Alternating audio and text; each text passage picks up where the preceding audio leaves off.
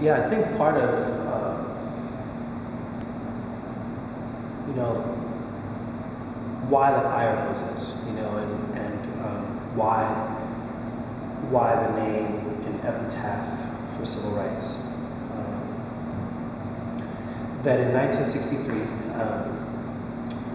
when the country had turned its attention to Birmingham, and Bull Connor, the commissioner of public safety for Birmingham, decided that the firemen should turn their hoses on the demonstrators, that the canines should be let loose. That moment became an iconic and potent moment in American history. It created a chance for people who knew the deep complexity of race in the South to actually want to take action. The fire hose was a potent enough, the hosing was a potent enough moment that people could understand, oh, this racism shit is really bad. I wanted to take that moment where kind of race, the challenges of race were most severe, and then ask questions about what did civil rights accomplish. And I think that civil rights, one of the things that it helped with was desegregation. The awesome thing about desegregation was that it allowed people to move and have experiences that they wouldn't normally have. But it also meant that as one could do better, they would. And for a lot of people, doing better meant moving away, moving to white neighborhoods. Moving up meant having access to other kinds of cultural institutions or educational institutions. But some people over time just couldn't leave. And so as I think about the challenges of abandonment and blight in what are now some black neighborhoods, part of the problem could be urban renewal and racist redlining tactics that marginalize, excluded people of color, poor people, lack of civil responsibility. But then the other part of it could be what happens when the intellectual regime and the political regime of the marginal, what happens when they move away? And so, in a way, the question of civil rights now feels sometimes more like a casual conversation among the middle class, and that moment of potent engagement is replaced often with a political engagement. So I just wanted to complicate how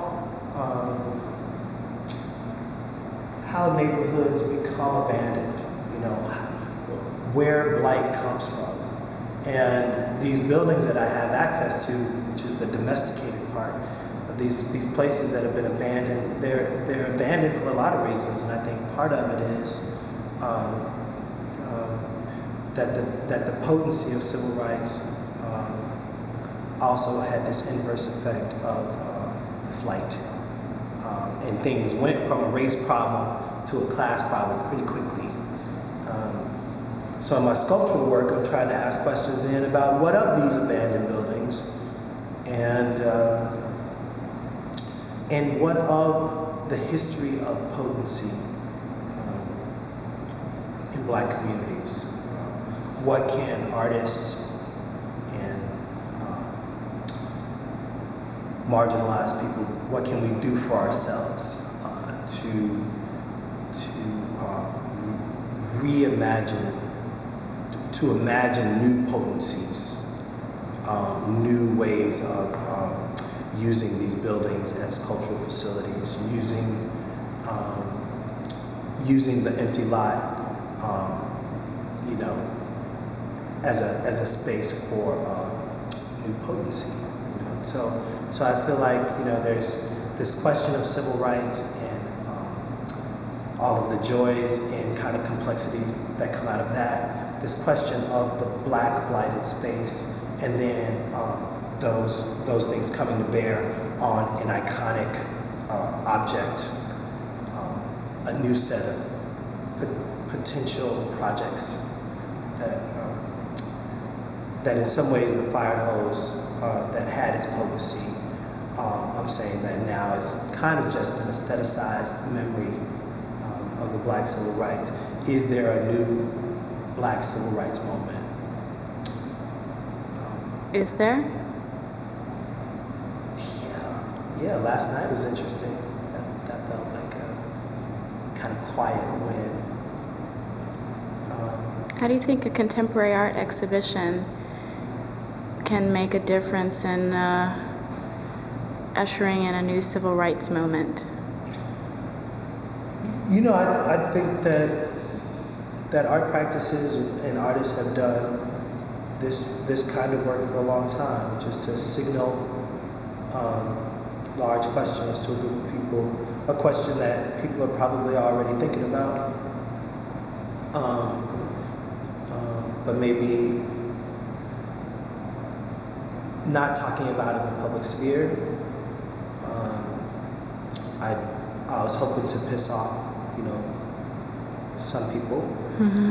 Were you successful? I think so. I think folk in the Black middle class felt implicated for the first time, and that while I didn't mean to,